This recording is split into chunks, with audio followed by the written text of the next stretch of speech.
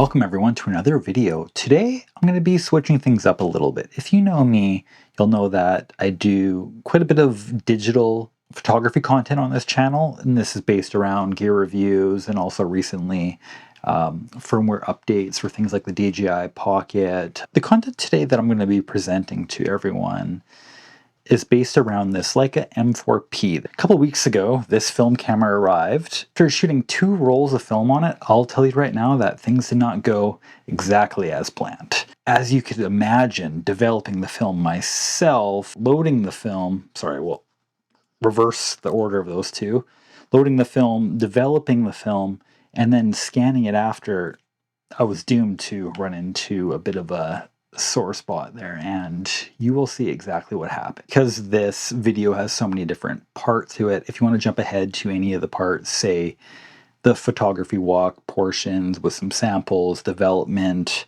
scanning, or my overall conclusion at the end, feel free to jump ahead to do so. Okay, now let's get into loading my first ever roll of film, and that is the Canton 400 on this Leica M4-P. So now by advancing the film, oh, looks like it caught already. Okay, cool. So now we're still not at 0 yet. The back here, as I mentioned before, lock it inside this portion there. Press down. You can turn like this in order to lock it. Everything is on there tightly. Okay everyone, I think I found my first shot of the day here at this spot near the train tracks. So let's capture this here. Using this app here, I will include the name and text in order to find my exposure. So I'm gonna shoot this at, says f13 is 1/1000. Maybe I'll shoot once horizontally as well. Okay, nice and light shutter slap on that. Oh, got myself in a little bit of an awkward spot here, but I think there's a shot in here. If I frame it just right. 1, 2. It's definitely an interesting experience, firing off a photo, not knowing what to expect in the end. So yeah, hopefully the development goes well, and I'm actually looking forward to potentially developing it tonight. Back on the road we go. On the classic bicycle special. Feels good, even though it's winter, to be able to get a little bit of use out of this thing here. If you're not using it much the last few months. Oh yeah, what do we got up here? Holy hell, I didn't change the gear in time. Oh, okay, this barn over here though could be something interesting. Let's see. I kind of like that.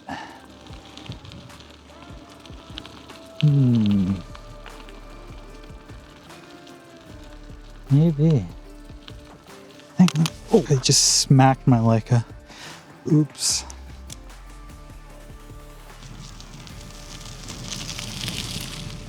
So I actually just had someone go the opposite direction as me, so I decided to take an alternate route. I guess they were a little weirded out by me recording myself. Not a weirdo, just a YouTuber. Same thing, I guess, technically. Holy hell. Oh well. Okay, let's see if we can find something in here. Still not exactly great at doing this just by memory, but it seems like today it's been mostly around 1/1000 for most of the photos. I mean, shooting 1/1000 would have been good for most of the day on f8, I believe. There we go, just like that. If I haven't mentioned already, I want to bring up the point that I am shooting this actually at 800 ISO. People have mentioned online that Canton 400 is a little bit better when you increase the develop time. So by raising it from 400 to 800 ISO, it will actually bring a little more contrast into the scenes. Consider me a little excited to see a little bit of green in the trees there. Very nice. Spring is coming, ladies and gentlemen. Woo-wee.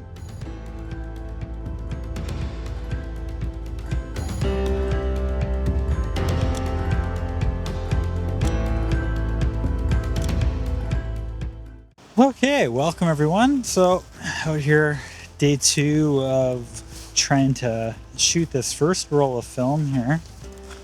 Just went for a bit of a drive and I've found a pretty nice spot here. What do you think? How does this look?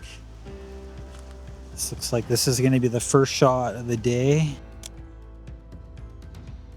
After originally planning to potentially develop this film that same night, turns out I'm actually needing an additional chemical in order to properly dry the rolls without leaving watermarks on the film. So I've ordered some PhotoFlow and that should be arriving tomorrow. So hopefully I'll be able to finish up this roll of film and have it ready for when that arrives. I don't think this applies to me, does it?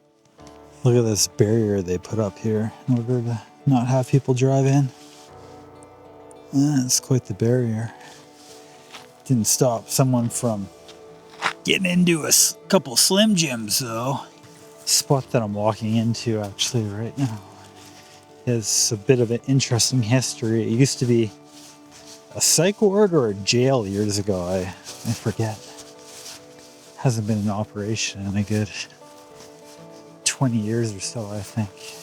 Used to have some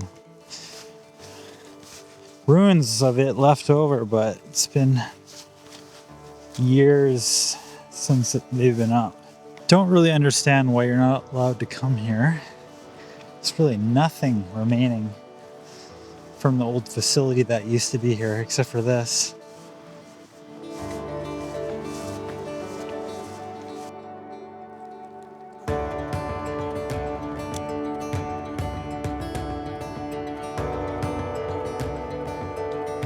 To day 3 of shooting this single roll of film.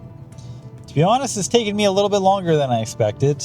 However, I think just the overall nature of having to shoot film with it slowing you down makes you take a lot less shots. So I think that's one of the reasons why I haven't been able to use up these 38 photos right away. So I'm hoping to be able to finish off this roll today, and then we're gonna switch over into development pretty soon here. And I do have a special guest with me today, and you'll have to wait and see if she will be making an appearance or not. I think you can see her right now throughout this already. So, Callie, you're supposed to hide on the other side. Where are we going, Callie? Where are we going? Where are we going? You excited? All right, she's excited.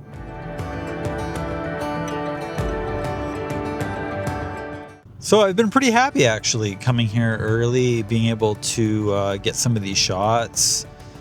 The sun's out and it's a nice bright sunny day, and it's created some really nice high contrast scenes.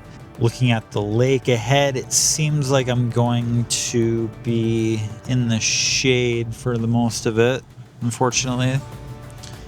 I know this lake does a little bit better during sundown rather than sun up, so hopefully we'll be able to get some nice photos off. My dog is excited to get her legs moving.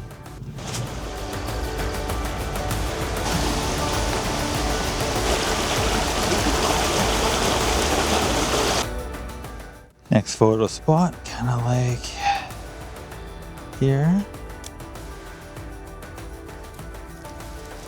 You'd think I just drew some bath water for this dog. No problem. Come here.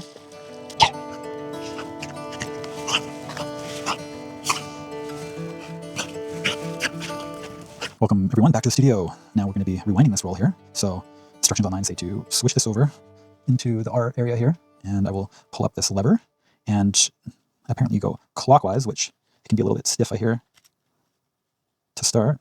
Okay, so I guess it is normal. Just keep reversing. I was expecting this frame counter to go back, however it is not. It sounds like there is some movement though. Oh, that's sure tight. Seems like it's not going any further. I don't feel any tension now, so I think that is done there. Okay, so it should be safe now to close this down to open it up here. Take this side.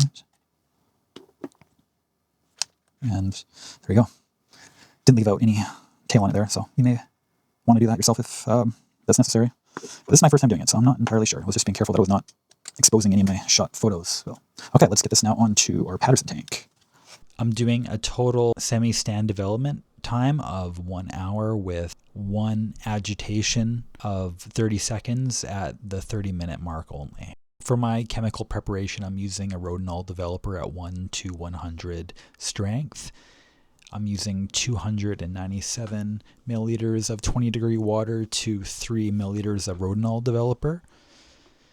And then for my stop bath, I'm just using plain water. For the Ilford Rapid Fixer, I'm using a 1 to 4, so that's 240 milliliters of 20-degree water to 60 milliliters of Ilford Rapid Fix. And then I'm going to rinse that out and then at the end use PhotoFlow solution. I don't necessarily recommend anyone following my exact steps because I'm still new to this. So try it out and see what works best for you.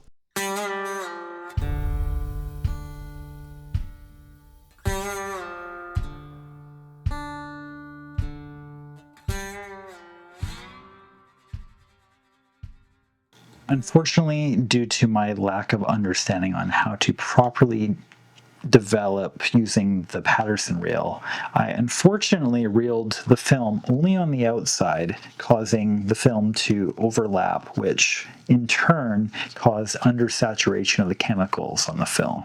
Obviously, this isn't the right process, and as I pulled out that first roll of film, I realized immediately what I had done. Okay, so this is a JJC digital scanner. This is their advanced version. It has a 97 CRI light on it compared to their previous one that was 95. I have this power bank here that will be powering the unit. It has an adjustable dial here. So now going into the film, I had some serious issues, as you can see here, with the saturation of some of these rolls, chemicals not being able to get to them properly. And that, as you can see, ruined most of the film that I have here. This is the holder that they've supplied, and one of my issues with this is that this holder, they actually use, oh yeah, it shuts off like almost immediately. With this holder, they use like a plexiglass sort of material.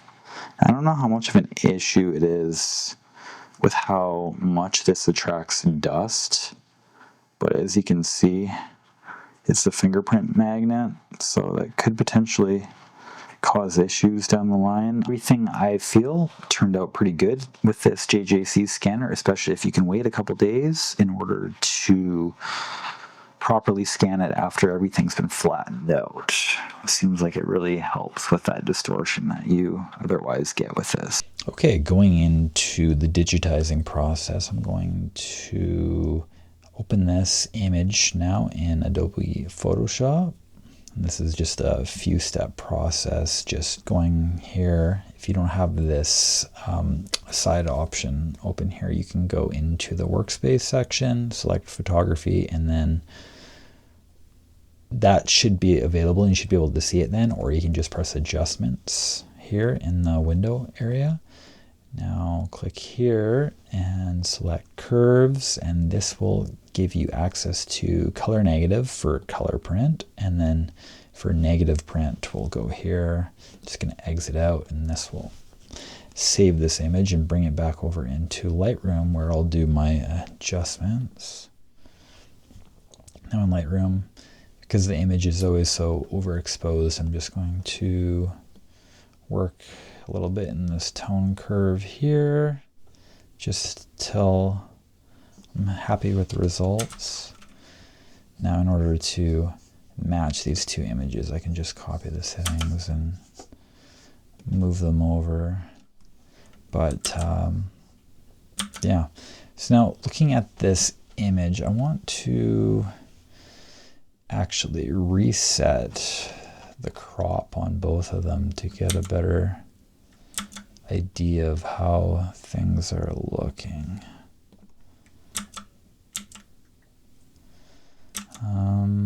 With this one here, I'm just going to bring it in like that.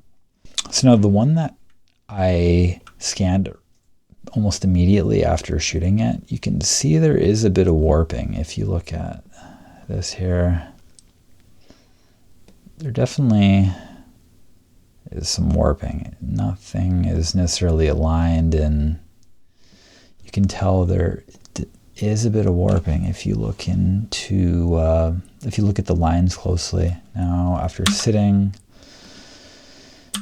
for a week, let's just re-inspect that, and yeah, it seems everything is actually much better in terms of how well it did, although there's still a bit of an issue on this right side here. I'm not entirely too sure what happened on this film, but for the most part, most of the film is without this on the side. I don't know if this is a light leak or what, and this was also the film that was the most bowed, so this is why I'm working with this film despite having this issue on the side here.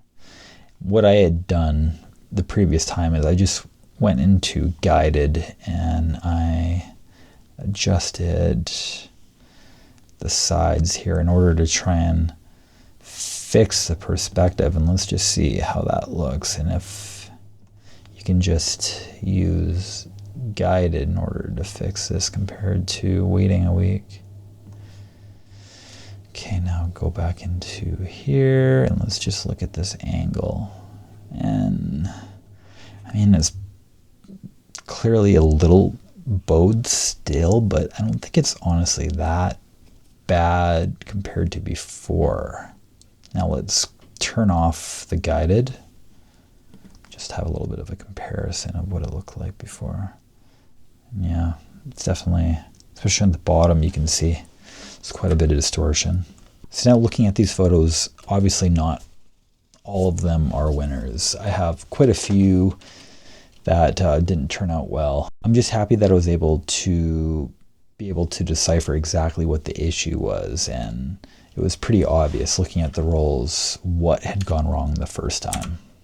But all in all, I mean, I was still pretty happy with the results of what did turn out, although the second time shooting, as you can see here, I had almost everything turn out properly. So with the exception of this one here and yeah, this one here as well, having half of this guy cut off, which was sad for me because out of this roll, I really did enjoy these photos of this alpaca here. I really enjoyed my time with the Leica M4-P these past few weeks. While the initial wait of around a month for a film camera seemed to be a bit unbearable, the wait was worth it. Now, this is a camera that I hope to hold on to actually for many years to come, as I think it will be something good to either pass down or just have for a few years as a collector's piece. Yes, it is unfortunate the price of film currently, but shooting films like, say, M4-400, the price is actually not too bad and still falls in line with color film used to cost many years ago. So I think if you're okay with shooting black and white, I think it actually is somewhat reasonably priced, although I would not complain if it were any cheaper.